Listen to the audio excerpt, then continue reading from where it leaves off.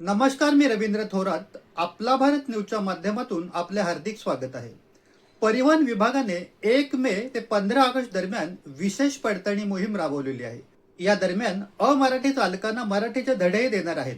राज्यातील रिक्षा व टॅक्सी चालकांसाठी मराठी भाषा अनिवार्य करण्याच्या निर्णयाची प्रभावी अंमलबजावणी करण्यासाठी परिवहन विभागाने 1 मे ते 15 ऑगस्ट दरम्यान विशेष पडताळणी मोहीम राबविण्याचा निर्णय घेतलाय. मोहिमेचे नेतृत्व परिवहन आयुक्त रवींद्र गायकवाड यांच्या अध्यक्षतेखाली स्थापन करण्यात आलेल्या समितीकडे सोपवण्यात आल्याची माहिती परिवहन मंत्री प्रताप सरनाईक यांनी आयोजित पत्रकार परिषदेत दिली. पत्रकार परिषदेत परिवहन आयुक्त राजेश नार्वेकर तसेच अतिरिक्त परिवहन आयुक्त रवींद्र गायकवाड हे उपस्थित होते.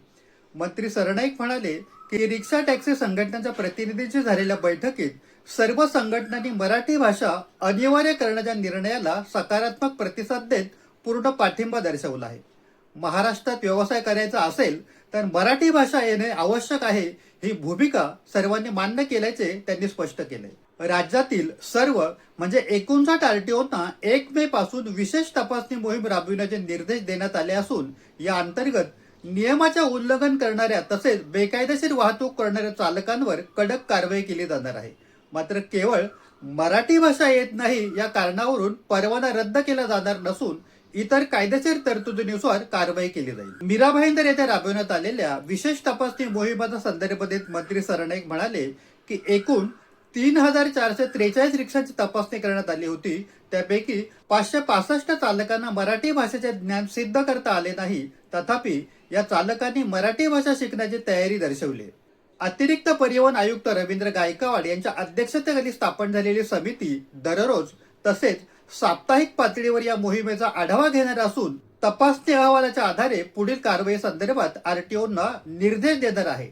या समितीच्या माध्यमातून संपूर्ण मोहिमेचे प्रभावी नियोजन व अंमलबजावणी सुनिश्चित केली जाणार असल्याचेही मंत्री सरनाईक यांनी सांगितले. मराठी शिकण्यासाठी इच्छुक चालकांसाठी आरटीओ कार्यालयामध्ये सुविधा उपलब्ध करून देण्यात येणार असून कोकण मराठी साहित्य परिषद आणि मुंबई मराठी साहित्य संघ यांच्या सहकार्याने प्रशिक्षण दिले जाणार आहे.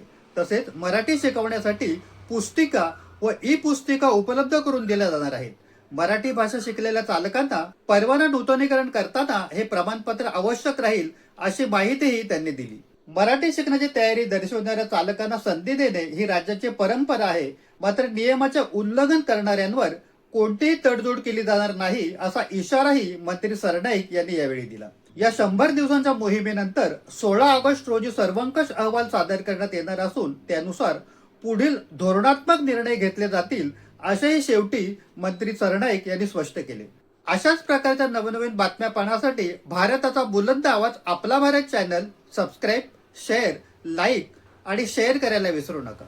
तसेच आपल्याला या निर्णयाबद्दल काय वाटते त्याबद्दल व्यक्त व्हा. रवींद्र थोरात, आपला भारत न्यूज, मुंबई. अल्पावधीतच लोकप्रिय झालेला भारताचा बुलंद आवाज आपला Bharat channel subscribe, share, like आणि कमेंट्स करायला विसरू नका.